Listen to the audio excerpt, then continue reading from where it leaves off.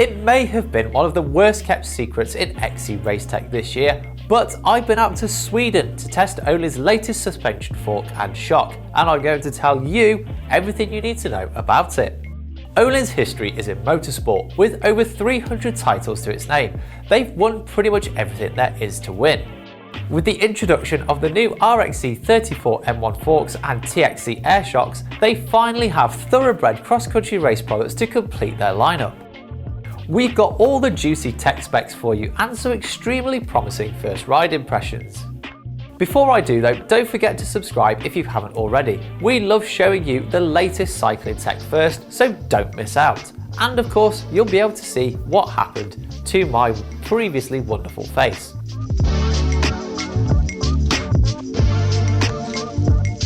So what's new?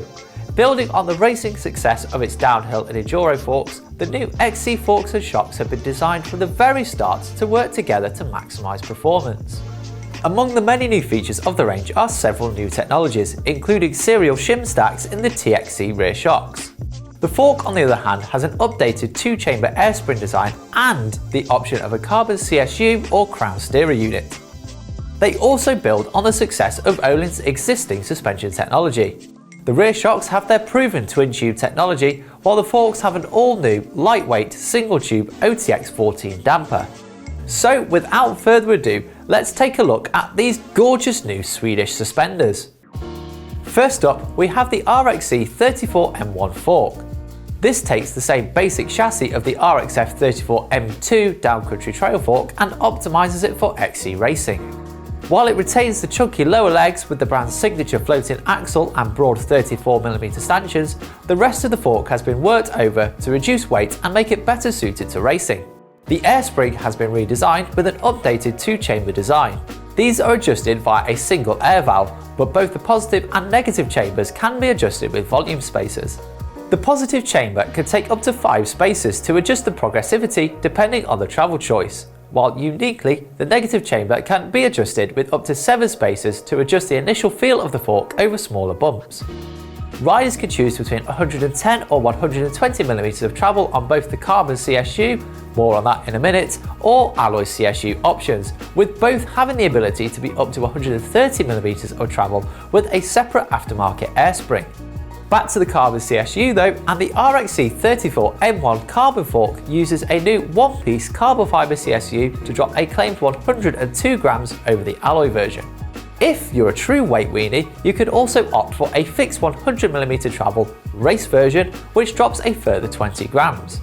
The result is a fork that is right in the ballpark of the current benchmark in the XC world, the 35mm RockShox SID.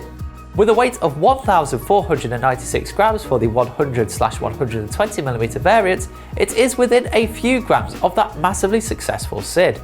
The cheaper alloy version, which shares an identical chassis to the RXF34 M2, still comes in at a very competitive 1,598 grams.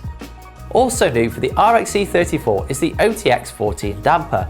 Öhlins claims this damper has been optimised to help the fork efficiently absorb the terrain as well as maintaining rider momentum, both key attributes for XC racing success. It is claimed to be around 100 grams lighter than the OTX18 damper found in the burlier fork and features 3 ride modes: open, pedal and lockout. For riders who want to maximise every second there is to save on the racecourse, there is the option of a remote lockout that twins both the fork and TXCAir shocks together. If you're less worried about seconds saved and want more adjustment, you could go for a manual crown top adjuster. These manual adjusters have an additional 14 clicks of low speed compression adjustment for the open mode, so you'll have more tuning options compared to the fixed open setting of the remote version. Both manual and remote versions have 12 clicks of rebound adjustment at the bottom of the right fork leg, so you should be able to get them set up just to your liking.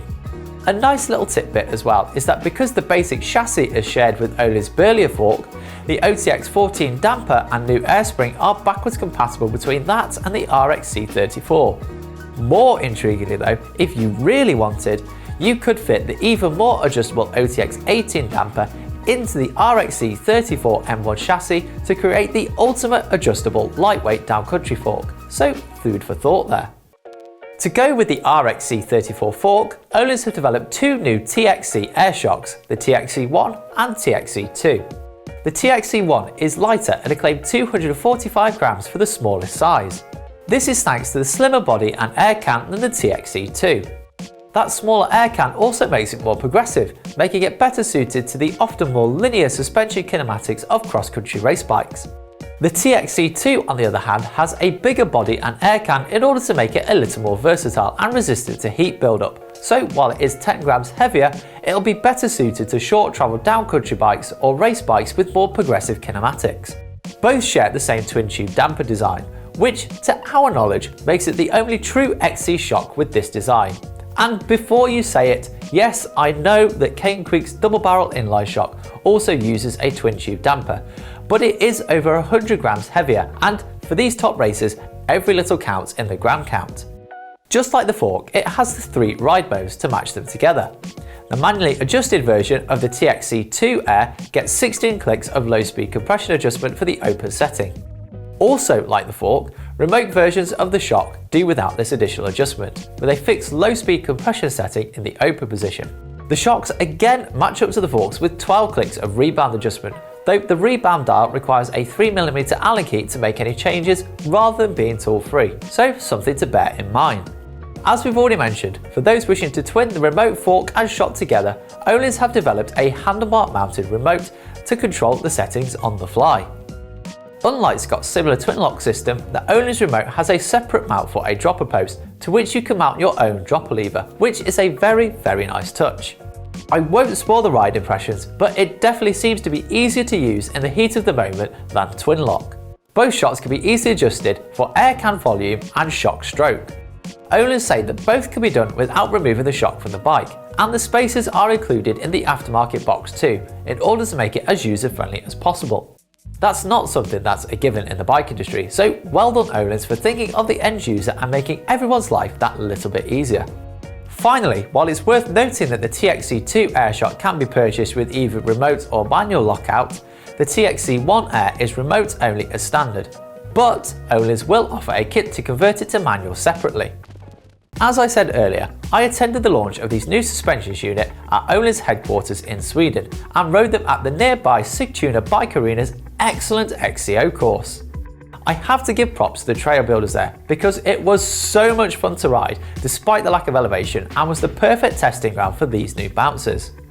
Onto how they ride though, and I spent most of the day on a specialised Epic Evo equipped with the RXC34 M1 carbon fork and TXC2Air shock hooked up to the remote lockout lever. Initial impressions of the fork were very impressive. Right from the off, it is clear that sharing the lower legs with the RX F34 gives it a very stiff and precise feel. Even launching off drops and into rock gardens, it remained bang on track and pointing exactly where I wanted it. Damping control and comfort were also excellent. The fork was supple enough over smaller bumps and had plenty of support in the turns, or when I got a little nose heavy on some of the course's awkward low speed drops. Moving to the rear end, and the TXC2Air shock took a little bit more tinkering. On the first loop, it felt like it was riding a little deep in its stroke on the rougher, flatter sections of the course, despite a fairly modest 28% sag. It certainly felt impressive pointing downhill with a wonderfully supple feel, but I was getting a lot of pedal strikes on the many rock-infested climbs and flat pedally sections. To compound matters further, it didn't feel the peppiest under power either, and lacked the crisp, efficient feel that I would expect. As I didn't want to lose the excellent small bump compliance and was short on time to experiment with the shock's volume spacers, I instead went 2 clicks faster on the rebound adjuster to see if it would help the bike ride a little bit higher in the stroke and not pack down on smaller chattery hits. This had the desired effect, and the shock felt livelier, sat higher and was responding exactly how I wanted it to, with it feeling more in line with how I want a rapid but capable bike like the Epic Evo to feel. Given I was riding an unfamiliar bike on trails I'd never ridden before, it's impossible to give a complete review of how the fork and shock performed, and I'm particularly keen to try the non-remote versions to see how the additional low-speed compression adjustment can alter the ride. Even from a very short 3-hour test ride though, initial impressions are excellent. I find it genuinely incredible that modern XC forks and shocks are so capable, performing way beyond the XC suspension of yesteryear. I'm certainly looking forward to spending more time on them once we get them in for longer term testing, so be sure to subscribe to the channel so you don't miss out on my full review in the coming months. And if you want to see more suspension action, then check out this video.